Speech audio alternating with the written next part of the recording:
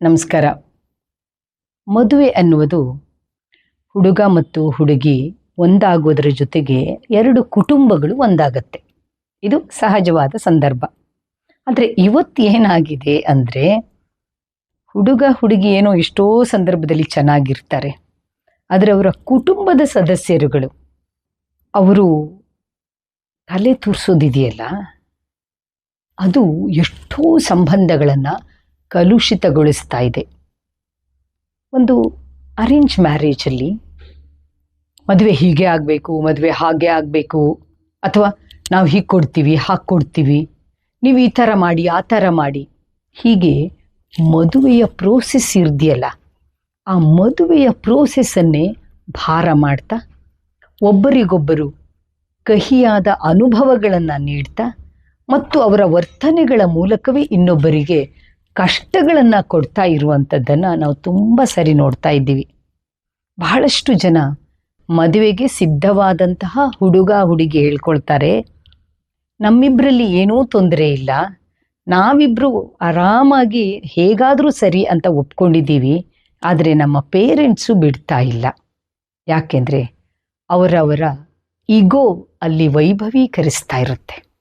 ನಾನು ಹೇಳ್ದಾಗೆ ಆಗಬೇಕು ಅಂತ ಹುಡುಗನ ಕಡೆಯುವವರು, ನಾನು ಹೇಳ್ದಾಗ ಆಗಲಿ ಅಂತ ಹುಡುಗಿಯ ಕಡೆಯವರು, ಅಥವಾ ಹುಡುಗನ ತಂದೆ ತಾಯಿ, ಹುಡುಗಿಯ ತಂದೆ ತಾಯಿ, ಅವರ ಸಂಬಂಧಿಕರು, ಇವರ ಸಂಬಂಧಿಕರು, ಹೀಗೆ ಮದುವೆ ಎನ್ನುವುದನ್ನು ನಮ್ಮ ಮಕ್ಕಳಿಗೆ ನಾವು ಕಲ್ಪಿಸಿ ಕೊಡ್ತಾ ಇರುವಂಥ ಒಂದು ಸುಂದರ ಪ್ರಯಾಣ ಅಂತ ಯೋಚನೆ ಮಾಡಿದ್ರೆ ಅಲ್ಲಿ ಇನ್ನು ಯಾವುದು ಅಡ್ಡ ಬರಲ್ಲ. ಆದರೆ ನಾವು ಅದನ್ನು ಏನು ಉಡುಗೊರೆ ಕೊಡ್ತೀರಿ, ಯಾವ ಛತ್ರದಲ್ಲಿ ಮದುವೆ ಮಾಡ್ತೀರಿ, ಮದುವೆಗೆ ಎಷ್ಟು ಖರ್ಚು ಮಾಡ್ತೀರಿ, ಇಷ್ಟು ಗ್ರ್ಯಾಂಡಾಗಿ ಮದುವೆ ಆಗಬೇಕು, ಈ ಸಂಪ್ರದಾಯ ಹೀಗಾಗಬೇಕು, ಆ ಸಂಪ್ರದಾಯ ಹಾಗಾಗಬೇಕು. ಮಕ್ಕಳು ಹೊಸ ಬದುಕಿಗೆ ಕಾಲಿಡುವ ಸುಂದರ ಕ್ಷಣವನ್ನು ನಾವು ಸಂತೋಷ ಪಡೋದು ಬಿಟ್ಟು ನಾವು ಹೆಚ್ಚುಗಾರಿಕೆಯ ಪ್ರದರ್ಶನದ ಹಾಗೆ ಮದುವೆಯನ್ನು ನೋಡೋದಕ್ಕೆ ಶುರು ಮಾಡಿದ್ರೆ, ನಾನು ಹೇಳಿದ್ದೇ ನಡಿಬೇಕು ಎನ್ನುವ ನನ್ನ ಅಹಂಕಾರದ ವೈಭವೀಕರಣದ ಹಾಗೆ ಮದುವೆಯನ್ನು ನೋಡೋದಕ್ಕೆ ಶುರು ಮಾಡಿದ್ರೆ ಅದರ ನೇರವಾದ ಪರಿಣಾಮ ನಮ್ಮ ಮಕ್ಕಳ ಭವಿಷ್ಯದ ಮೇಲಾಗತ್ತೆ. ತಂದೆ ತಾಯಿಗೆ ಗೊತ್ತಿಲ್ಲದೆ ಆಗ್ತಾ ಇರುತ್ತೆ ಇಂಥದ್ದು. ಅವರ ಸ್ವಭಾವದಲ್ಲಿಯೇ ಇಂಥ ಕೆಲವು ನಡವಳಿಕೆಗಳಿರುತ್ತೆ. ಅದರಿಂದ ಮಕ್ಕಳ ಭವಿಷ್ಯ ನಾಳೆ ಉತ್ತಮ ಆಗಬೇಕಾದದ್ದು, ಒಂದು ಸುಂದರ ಬದುಕು ರೂಪುಗೊಳ್ಳಬೇಕಾದದ್ದು ಎಲ್ಲೋ ಒಂದು ಕಸಿವಿಸಿಯಲ್ಲೋ, ಅಸಹಾಯಕತೆಯಲ್ಲಿಯೋ, ಅಥವಾ ಖುಷಿ ಇಲ್ಲದೆ ಹೋದಂತಹ ಸ್ಥಿತಿಯಲ್ಲಿಯೋ ನಲುಗಬಾರದು. ಮದುವೆ ನೆನಪಿಡಿ, ಎರಡು ಯುವ ಮನಸ್ಸುಗಳು ಸೇರಿಕೊಂಡು ರೂಪಿಸಿಕೊಳ್ಳುತ್ತಾ ಇರುವಂತಹ ಹೊಸ ಬದುಕಿನ ಒಂದು ಪ್ರಯಾಣ. ಈ ಪ್ರಯಾಣಕ್ಕೆ ನಾವು ಶುಭ ಕೋರಬೇಕು, ಅವರನ್ನು ನೋಡಿ ಖುಷಿ ಪಡಬೇಕು. ಅದು ಬಿಟ್ಟರೆ ಇನ್ನು ಯಾವುದೂ ಇಲ್ಲಿ ಮುಖ್ಯ ಆಗಬಾರದು. ಅವರ ಬದುಕು ಅವರು ನಿರ್ವಹಿಸ್ತಾರೆ, ಅವರು ನಡೆದು ಹೋಗ್ತಾ ಇರುವಂತಹ ದಾರಿ, ನಾವು ಕೇವಲ ದೂರ ನಿಲ್ಲುವುದನ್ನು ಕಲಿಯಬೇಕು. ಹೀಗೆ ಪತಿ ಪತ್ನಿಯರ ಬಾಳಿನಲ್ಲಿ ಅವರ ತಂದೆ ತಾಯಿ ಇಂಟರ್ಫಿಯರ್ ಆಗ್ತಾ ಆಗ್ತಾ ಹೇಗೆ ಒಂದು ಸಂಸಾರವನ್ನು ಹದಗೆಡಿಸಿ ಬಿಡ್ತಾರೆ ಅನ್ನುವುದನ್ನೇ ಡಾಕ್ಟರ್ ಶಾಂತಾ ನಾಗರಾಜ್ ಅವರು ವಿವರಿಸಿದ್ದಾರೆ. ಆಪ್ತ ಸಲಹೆಗಾರರು, ಲೇಖಕಿಯೂ ಆಗಿರುವಂಥ ಡಾಕ್ಟರ್ ಶಾಂತಾ ನಾಗರಾಜ್ ಅವರ ಒಳನೋಟದ ಮಾತುಗಳನ್ನು ತಾವು ಕೇಳಿ. ಈ ಅರೇಂಜ್ ಮ್ಯಾರೇಜಲ್ಲಿ ಇತ್ತೀಚೆಗೆ ಬಹಳ ದೊಡ್ಡ ಸಮಸ್ಯೆ ಆಗ್ತಾ ಇರೋದು ಪೇರೆಂಟ್ಸ್ನ ಇಂಟರ್ಫಿಯರೆನ್ಸ್. ನಾವು ಬಹಳ ಸತಿ ಪೇರೆಂಟ್ಸ್ಗೆ ಈ ಮಾತನ್ನು ಹೇಳ್ತೀವಿ, ನೀವು ಅರೇಂಜ್ ಮಾಡಬೇಕಾದ್ರೆ ನಿಮ್ಮದೊಂದು ಮಿತಿಯನ್ನು ಗಮನಿಸ್ಕೊಳ್ಳಿ. ನೀವು ಎಲ್ಲಿ ತನಕ ಅರೇಂಜ್ ಮಾಡಬೇಕು ಅಂದರೆ, ನಿಮಗೆ ಬೇಕಾ ಜಾತಕ ನೋಡ್ಕೊಳ್ಳಿ, ಆ ಕುಟುಂಬದಲ್ಲಿ ಎಷ್ಟು ಜನ ಇದ್ದಾರೆ, ಈ ಕುಟುಂಬದಲ್ಲಿ ಎಷ್ಟು ಜನ ಇದ್ದಾರೆ ಅನ್ನೋದನ್ನು ಪರಿಚಯ ಮಾಡ್ಕೊಳ್ಳಿ. ನಿಮಗೆ ಬೇಕಾ ಅವ್ರ ಮನೆಯವರ ಸಂಬಂಧಿಕರು ಯಾರು ಗೊತ್ತಿದ್ರೆ ಆ ಮನೆಯವ್ರು ಎಂಥವ್ರು ಅನ್ನೋದನ್ನು ಬೇಕಾದ್ರೆ ಕೇಳ್ಕೊಳ್ಳಿ. ಮತ್ತು ನಿಮಗೆ ನಿಜವಾಗ್ಲೂ ಬೇಕಾ ಆ ಮನೆ ಪರವಾಗಿಲ್ವಾ ಅಂತ ಅನಿಸಿರುತ್ತಾ, ನಿಮ್ಮ ಮನೆ ಹುಡುಗ ಆಗಿದ್ರೆ ಹುಡುಗ, ಹುಡುಗಿ ಆಗಿದ್ರೆ ಹುಡುಗಿ, ಅವ್ರ ಜೊತೆ ಮಾತಾಡ್ಕೊಂಡು ಅವರು ನಿಶ್ಚಯ ಮಾಡ್ಕೊಳ್ಳೋದಕ್ಕೆ ಬಿಟ್ಟುಬಿಡಿ. ಅದ್ರ ಮುಂದಿಂದೆಲ್ಲ ಅವರು ನಿಶ್ಚಯ ಮಾಡಲಿ, ಮಕ್ಕಳು ನಿಶ್ಚಯ ಮಾಡಲಿ, ಅವ್ರು ಮದುವೆ ಮಾಡ್ಕೊಳ್ಳೋದು. ಆದರೆ ಬಹಳಷ್ಟು ಜನ ಪೇರೆಂಟ್ಸು ಇದು ಮಾಡಲ್ಲ. ಅವ್ರೇನು ಮಾಡ್ತಾರೆ, ಪಟ್ಟಿ ಮಾಡೋಕ್ಕೆ ಶುರು ಮಾಡ್ತಾರೆ. ನನ್ನ ಮಗ ಹೀಗಿದ್ದಾನೆ, ಆ ಹುಡುಗಿ ಮನೆಯಲ್ಲಿ ಹೀಗಿದೆ, ಅಲ್ಲಿ ಇಂತಿಂತ ದೋಷಗಳಿದೆ, ನಾಳೆ ನನ್ನ ಮಗನಿಗೆ ಈ ಥರದ್ದೆಲ್ಲ ತೊಂದರೆ ಆಗತ್ತೆ ಅಂತ ಇವ್ರು ಯೋಚನೆ ಮಾಡೋದು. ಅವರು ಆ ಹುಡುಗನ ಮನೆಗೆ, ಹುಡುಗ ಏನೋ ಪರವಾಗಿಲ್ಲ ಕೊಟ್ಬಿಡ್ಬೋದು, ಆದರೆ ಆ ಹುಡುಗನ ಅತ್ತೆ ಹೆಂಗೋ, ಆ ಹುಡುಗನ ತಾಯಿ ಹೆಂಗೋ, ಹುಡುಗನ ಅಜ್ಜಿ ಹೆಂಗೋ, ಹುಡುಗನ ಅಪ್ಪ ಹೆಂಗೋ, ಅವ್ರ ಮನೆಯಲ್ಲಿ ಇಷ್ಟೆಲ್ಲ ಇದೆ, ಅವ್ರ ಮನೆ 2 ಮದುವೆ ಮಾಡ್ಕೊಳ್ಳೋಕೆ ಇನ್ನೂ ಇರೋ ಹುಡುಗಿಯರು ಇದ್ದಾರೆ, ಅದೆಲ್ಲ ಜವಾಬ್ದಾರಿ ಇವನಿಗೆ ಬಂದ್ಬಿಡತ್ತೋ ಏನೋ. ಈ ಥರ ಆ ಮನೆಯಲ್ಲಿರುವ ಈ ನೆಗೆಟಿವ್ ಅನ್ಕೊಂಡಂತ, ಅದು ನೆಗೆಟಿವ್ ಆಗಿರಲ್ಲ ಅನೇಕ ಸತಿ. ನೆಗೆಟಿವ್ ನಮ್ಮ ಮೇಲೆ ಭಾರ ಬೀಳ್ಬೋದು ಅನ್ಕೊಂಡಂಥ ಅಂಶಗಳನ್ನ ಇವರು ಒಂದು ದೊಡ್ಡ ಪಟ್ಟಿ ಮಾಡ್ತಾರೆ, ಮತ್ತೆ ಇವರು ಕೂಡ ಹೆಣ್ಣಿನ ಕಡೆಯವರು ಒಂದು ದೊಡ್ಡ ಪಟ್ಟಿ ಮಾಡ್ತಾರೆ. ಇದರಿಂದ ನಷ್ಟ ಆಗ್ತಾ ಇರೋದು ಮಕ್ಕಳಿಗೆ. ಮಕ್ಕಳು ಏನು ಮಾಡ್ತಾರೆ, ನಮ್ಮ ಅಪ್ಪ ಅಮ್ಮನೇ ತೊಂದರೆ ಬೇಡ ಅಂತ ಇದ್ದಾರೆ, ತೊಂದರೆ ಅಂತ ಇದ್ದಾರೆ, ಅಲ್ಲಿ ಯಾಕೆ ನಾವು ಮುಂದುವರಿಯೋದು ಅಂತ ಸುಮ್ಮನಾಗ್ಬಿಡ್ತಾ ಇದ್ದಾರೆ.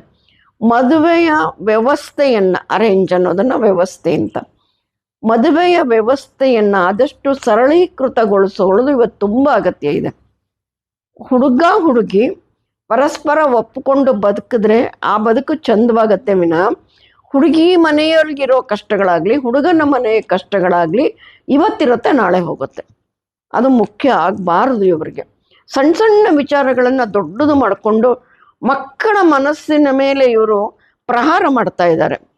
ಆ ಮಕ್ಕಳು ಮೊದಲೇ ತಮಗೆ ಬೇಕಾದ ಸಂಗಾತಿನ ಆರಿಸ್ಕೊಂಡಿಲ್ಲ, ಏನೋ ಅಪ್ಪ ಅಮ್ಮಂಗೆ ಬೆಲೆ ಕೊಟ್ಕೊಂಡು ಅವ್ರು ನೋಡಿದ ಹುಡುಗಿನ ಮದುವೆ ಮಾಡ್ಕೊಂಡ, ನೋಡಿದ ಹುಡುಗನ ಮದುವೆ ಮಾಡ್ಕೊಂಡ ಅಂತ ಅಂದ್ಕೊಂಡಿದ್ದಾರೆ. ಆದರೆ ಈ ಕಾಲದಲ್ಲಿ ಅವ್ರಿಗೂ ಎಲ್ಲ ಆಯ್ಕೆ ಇದೆ ಬಿಡಿ, ತೋರಿಸಿದ್ದನ್ನೆಲ್ಲ ಏನು ಒಪ್ಕೊಳ್ಳಲ್ಲ. ಆದ್ರೂ ತಂದೆ ತಾಯಿಗಳಿಗೆ ಒಂದಿಷ್ಟು ಜವಾಬ್ದಾರಿ ಕೊಟ್ಟ ಮೇಲೆ ಅದನ್ನು ಇವರು ಆರೋಗ್ಯಕರವಾಗಿ ನಿಭಾಯಿಸಬೇಕು.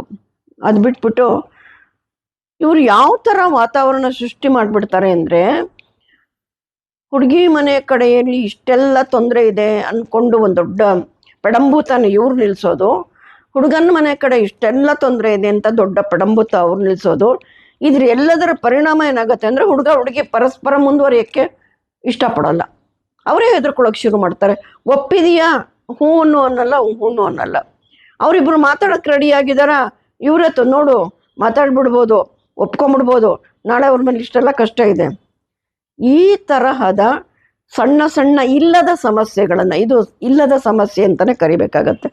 ಇಲ್ಲದ ಸಮಸ್ಯೆಗಳನ್ನು ಈ ಅಪ್ಪ ಅಮ್ಮನೇ ಸೃಷ್ಟಿ ಮಾಡ್ತಾ ಬಂದರೆ ತುಂಬ ಕಷ್ಟ ಆಗುತ್ತೆ. ಇವತ್ತು ನಾವು ಸೈಕಾಲಜಿಲಿ ಬಹಳಷ್ಟು ಸತಿ ನಾವು ಹೇಳ್ತೀವಿ ಈ ಮಾತನ್ನು. ಇದನ್ನು ಒಂದು ವೃತ್ತದಲ್ಲಿ ರಚಿಸಿ ಹೇಳ್ತೀವಿ. ಮಗು ವೃತ್ತದ ಒಳಗಡೆ ಒಂದು ಪುಟ್ಟ ವೃತ್ತ ಇದೆ, ಅದು ಗರ್ಭಕೋಶ ಅಂತ ತಿಳ್ಕೊಳ್ಳೋಣ. ಆ ಪುಟ್ಟ ವೃತ್ತದೊಳಗೆ ಮೊದಲು ಇರುತ್ತೆ, ಅಲ್ಲಿಂದ ಅದು ಹೊರಗಡೆ ಬರುತ್ತೆ. ಹೊರಗಡೆ ಬಂದು ನಿಧಾನವಾಗಿ ಚಲಿಸ್ತಾ ವಿದ್ಯೆ ಆಗ್ತಾ ತನ್ನ ಬದುಕನ್ನು ಕಟ್ಕೊತಾ ಆ ದೊಡ್ಡ ವೃತ್ತದ ಅಂಚಿಗೆ ಬಂದಿರುತ್ತೆ ಹುಡುಗ. ಅದಕ್ಕಾಗಲೇ ಪ್ರೌಢಾವಸ್ಥೆ ಬಂದಿರುತ್ತೆ. ಜಾಣ ತಂದೆ ತಾಯಿಗಳು ದೊಡ್ಡ ವೃತ್ತದಿಂದ ಮಗುವಿನ ಹೊರಗಡೆ ಹಾಕಬೇಕು. ಮಗು, ಇವಾಗ ನೀನು ಬೆಳೆದಿದೀಯಾ, ನಿನ್ನ ಬದುಕನ್ನು ನೀನು ಕಟ್ಕೊಳ್ಳೋಕ್ಕೆ ನಿಂಗೆ ಸಾಧ್ಯ ಆಗಿದೆ. ನಾವು ಹಕ್ಕಿಗಳನ್ನು ನೋಡಿ ಕಲ್ತ್ಕೋಬೇಕು ರೀ. ಹಕ್ಕಿಗಳು ನೋಡಿ ಗೂಡು ಕಟ್ಟತ್ವೆ, ಮೊಟ್ಟೆ ಇಡತ್ವೆ, ತಂದೆ ತಾಯಿಗಳು ಕಾವು ಕೊಡತ್ವೆ, ಎಲ್ಲೆಲ್ಲಿಂದನೋ ಹೋಗಿ ತಮಗೆ ಹಸಿವೆ ಆದ್ರೂ ನುಂಗದೇನೆ ಎಲ್ಲೆಲ್ಲಿಂದನೋ ಹೋಗಿ ಕೊಕ್ಕಿನಲ್ಲಿ ಒಂದಿಷ್ಟು ಆಹಾರವನ್ನು ತಗೊಂಬಂದು ಆ ಗುಟಿಗೂ ಕೊಡತ್ವೆ ಅವು ಹಕ್ಕಿಗಳ ಬಾಯಿಗೆ. ಆಮೇಲೆ ತಾವೇ ತೋರಿಸತ್ವೆ, ಹಾರಿ ಜಂಪ್ ಮಾಡಿ ಕುಪ್ಪಳಿಸಿ ಆ ಮಕ್ಕಳು, ಆ ಪುಟ್ಟ ಮರಿಗಳಿಗೆ ಕುಣಿಯೋದನ್ನ ಕಲಿಸುತ್ತೆ, ಕುಪ್ಪಳಿಸೋದನ್ನ ಕಲಿಸುತ್ತೆ, ಹಾರೋದನ್ನ ಕಲಿಸುತ್ತೆ. ಆ ಮಗು, ಆ ಮರಿ ಹಾರೋಕ್ಕೆ ರೆಡಿಯಾಗಿ ಸ್ವಲ್ಪ ಬಲಿಷ್ಠವಾಯಿತು ಅಂದರೆ ಅದನ್ನು ನಿಸೂರಾಗಿ ಆಕಾಶಕ್ಕೆ ಬಿಟ್ಬಿಡುತ್ತೆ. ಹೋಗು, ನಿನ್ನ ಬದುಕು ನೀನು ನೋಡ್ಕೊ. ಆವಾಗ ಅದು ಗುಟಕ್ಕೆ ಕೊಡೋಲ್ಲ, ಆವಾಗ ಅದು ಬೆಚ್ಚನೆ ಕಾವು ಕೊಡಲ್ಲ, ಇಲ್ಲ ಅದರ ಬದುಕು ಅದನ್ನು ನೋಡ್ಕೊಳ್ಳೋಕ್ಕೆ. ನಾವು ಯಾಕೆ ಮನುಷ್ಯರು ಅಷ್ಟೊಂದು ಇಟ್ಕೊಂಡಿರ್ಬೇಕು ಮಕ್ಕಳನ್ನ? 30 ವರ್ಷ ಆಗಿರುತ್ತೆ, ಅವ್ನು ಮನೆ ಕಟ್ತಾ ಇದ್ದಾನೆ, ಅವ್ನಿಗೆ ಗೊತ್ತಾಗಲ್ಲ ನಾನು ಹೋಗಬೇಕು ಅಂತ ಅಪ್ಪ ಯೋಚನೆ ಮಾಡ್ತಾನೆ. ಅವನ ಜೀವನ ಅವ್ನು ಮಾಡ್ಕೋತಾನೆ. 25 ವರ್ಷ ಆಗಿರುತ್ತೆ, ಅವಳಿಗೆ ಗೊತ್ತಾಗಲ್ಲ ನಾನು ನೋಡ್ತೀನಿ ಗಂಡನ್ನ ಅಂತ ಅಮ್ಮ ಹೋಗ್ತಾಳೆ. ಈ ಮಕ್ಕಳನ್ನ ಬಿಡುಗಡೆ ಮಾಡದೇ ಇರೋದಿದೆಯಲ್ಲ, ಅವ್ರನ್ನ ಪ್ಯಾರಸೈಟ್ ಮಾಡ್ತಾ ಇದ್ದಾರೆ ತಂದೆ ತಾಯಿಗಳು, ಬಹಳಷ್ಟು ಪಪ್ಪೆಟ್ ಮಾಡ್ತಾ ಇದ್ದಾರೆ. ನಾ ಹೇಳ್ದಂಗೆ ಕೇಳಬೇಕು. ಇದು ಮಕ್ಕಳ ಮೇಲೆ ಒತ್ತಡ ಆಗ್ತಾ ಇದೆ. ಅದಕ್ಕೆ ಬಹಳಷ್ಟು ಮಕ್ಕಳು ನನಗೆ ಮದುವೆ ಬೇಕು ಅನ್ನೋ ವಿಚಾರನೇ ಹೇಳಲ್ಲ. ಮತ್ತೆ ಮಕ್ಕಳಿಗೆ ಇನ್ನೊಂದು ಇರುತ್ತೆ ರೀ, ಆ ಮನೆಯ ವಾತಾವರಣ ನೋಡಿರುತ್ತೆ. ಅವ್ರ ತಾಯಿ ಮತ್ತು ಅವರ ಅತ್ತೆಗೆ ಜಗಳ ನೋಡಿರ್ತಾಳೆ ಹೆಣ್ಮಗಳು. ಅಯ್ಯೋ ನಾಳೆ ನನಗೂ ಅತ್ತೆ ಇರೋ ಮನೆ ಆದ್ರೆ ಬೇಡಪ್ಪ, ಅದಕ್ಕೆ ಅತ್ತೆ ಇಲ್ಲದೆ ಇರೋ ಮನೆ ನೋಡು ಅಂತ ಹೇಳ್ತಾಳೆ. ತಮ್ಮ ಕಣ್ಣೆದುರಿಗೆ ಏನೇನು ಕಷ್ಟಗಳನ್ನು ಮದುವೆ ವಿಚಾರದಲ್ಲಿ ನೋಡಿರುತ್ತಾರೋ ಅದು ಆ ಮಕ್ಕಳ ತಲೆನಲ್ಲಿ ಕೂತ್ಬಿಟ್ಟಿರುತ್ತೆ. ಈ ತಂದೆ ತಾಯಿ ಹೇಳ್ಬೋದು, ನನ್ನ ಕಾಲ ಆಗಿತ್ತು ಅದು ಹಾಗೆ, ಈಗ ಹಾಗಿಲ್ಲ. ಆ ಮಕ್ಳಿಗೆ ಗೊತ್ತಿರುತ್ತೆ, ಅವ್ರಿಗೇನು ಬುದ್ಧಿ ಇಲ್ಲ ಅಂತಿಲ್ಲ. ಅವ್ರಿಗೆ ಗೊತ್ತಿರುತ್ತೆ. ಆದರೆ ಮಕ್ಕಳು ತಂದೆ ತಾಯಿ ಆದವರು ಅದಕ್ಕೆ ಪ್ರೋತ್ಸಾಹ ಕೊಡಬೇಕು. ನೀವು ಹೆಂಗೆ ಬೇಕೋ ಹಂಗೆ ಜೀವನ ಮಾಡೋಕ್ಕಾಗತ್ತೆ. ಇಲ್ಲದೇ ಇದ್ರೆ ಎಲ್ಲರ ಮನೆಯಲ್ಲೂ ದೋಷ ಇದ್ದೇ ಇರುತ್ತೆ, ಯಾರ ಮನೇಲಿಲ್ಲ. ಯಾರು ಪರಿಪೂರ್ಣರು ಈ ಜಗತ್ತಿನಲ್ಲಿ? ಪ್ರತಿಯೊಬ್ಬರ ಮನೇಲೂ ತೊಂದರೆ ಇರುತ್ತೆ. ಕೆಲವ್ರಿಗೆ ರೋಗಗಳಿರುತ್ತೆ, ಕೆಲವ್ರಿಗೆ ಸ್ವಂತ ಮನೆ ಇರಲ್ಲ, ಕೆಲವ್ರಿಗೆ ಇದ್ರೂ ಆ ಸ್ವಂತ ಮನೆ ಸರಿಯಾಗಿರಲ್ಲ. ಏನೇನೋ ತೊಂದರೆಗಳಿರುತ್ತೆ. ಬದುಕು ಅಂದಮೇಲೆ ತೊಂದರೆಗಳ ಗುಂಪೆ. ಅದನ್ನ ದಾಟ್ಕೋತಾ ಬದುಕೋದೇ ನಿಜವಾದ ಬದುಕು. ಇವ್ರು ಅದನ್ನೇ ದೊಡ್ಡದು ಮಾಡಿ ಹೇಳ್ತಾ ಹೋದ್ರೆ ಇಲ್ಲಿ ಪೇರೆಂಟ್ಸ್ದು ಇಂಟರ್ಫಿಯರೆನ್ಸು ಬಹಳ ಅಂದರೆ ಬಹಳ ಇದೆ. ಈ ಪೇರೆಂಟ್ಸ್ ಇಂಟರ್ಫಿಯರೆನ್ಸಿಂದನೇ ಇವತ್ತು ಅನೇಕ ಆಗದೆ ಇರೋದಕ್ಕೆ ಕಾರಣ ಆಗ್ತಾ ಇದೆ. ಹೀಗಾಗಿ ಮಕ್ಕಳು ಅದ್ರ ಬಗ್ಗೆ ಇಂಡಿಪೆಂಡೆಂಟಾಗಿ ಯೋಚನೆ ಮಾಡೋದನ್ನ ಮಕ್ಕಳು ಕಲಿಬೇಕು. ತಂದೆ ತಾಯಿಗಳು ಮಕ್ಕಳನ್ನ ಅವರ ಬದುಕಿಗೆ ಅವರನ್ನು ಬಿಡೋದನ್ನ ಕಲ್ತ್ಕೋಬೇಕು. ಆ ಕಲ್ತ್ಕೊಂಡಾಗಲೇ ಸಮಾಜ ಒಂದು ರೀತಿಯಲ್ಲಿ ಆರೋಗ್ಯಕರವಾದ ಸಮಾಜ ಆಗೋಕ್ಕೆ ಸಾಧ್ಯ ಆಗುತ್ತೆ. ಯಾಕೆಂದರೆ ಈ ಕಾಲದ ಮಕ್ಕಳೆಲ್ಲ ವಿದ್ಯಾವಂತರು, ಚೆನ್ನಾಗಿ ಓದಿರ್ತಾರೆ. ಅವಿದ್ಯಾವಂತರು ಅಲ್ಲದೆ ಹೋದರೂ ಜಗತ್ತನ್ನು ನೋಡ್ತಾ ಇದ್ದಾರೆ, ಎಷ್ಟೊಂದಕ್ಕೆ ತೆರ್ಕೋತಾ ಇದ್ದಾರೆ. ಇವತ್ತು ಎಷ್ಟು ವಿಚಾರ ಅವ್ರ ಕಣ್ಣೆದುರಿಗೆ ನಡೀತಾ ಇದೆ. ಇದನ್ನೆಲ್ಲ ನೋಡ್ಕೊಂಡು ನಮ್ಮ ಮಕ್ಕಳೇನು ಸಂತರ ಕಣ್ಣು ಮುಚ್ಕೊಂಡು ಜಪ ಮಾಡ್ಕೊಂಡು ಕೂತ್ಕೊಳ್ಳೋಕ್ಕೆ? ಅವ್ರಿಗೂ ರಾಗದ್ವೇಷಗಳಿರುತ್ತೆ, ಅವ್ರಿಗೂ ಆಸೆ ಆಕಾಂಕ್ಷೆಗಳಿರುತ್ತೆ. ಅದನ್ನ ಅರ್ಥ ಮಾಡ್ಕೋಬೇಕು ತಂದೆ ತಾಯಿಗಳು. ಅನುರಾಗ ಮ್ಯಾಟ್ರಿಮನಿ ಸ್ಮಾರ್ಥ ಮಧ್ವ ಹಾಗೂ ಶ್ರೀ ವೈಷ್ಣವ ಬ್ರಾಹ್ಮಣ ವಧುವರಾನ್ವೇಷಣೆಗಾಗಿಯೇ ಇರುವ ವಿಶೇಷ ವೆಬ್ಸೈಟ್. 35 ವರ್ಷಗಳಿಂದ ಬ್ರಾಹ್ಮಣ ಸಮುದಾಯದ ಸೇವೆಯಲ್ಲಿದ್ದು ಸುಮಾರು 12,000ಕ್ಕೂ ಹೆಚ್ಚು ವಧುವರರ ಮಾಹಿತಿ ಆನ್ಲೈನ್ನಲ್ಲಿ ಲಭ್ಯ.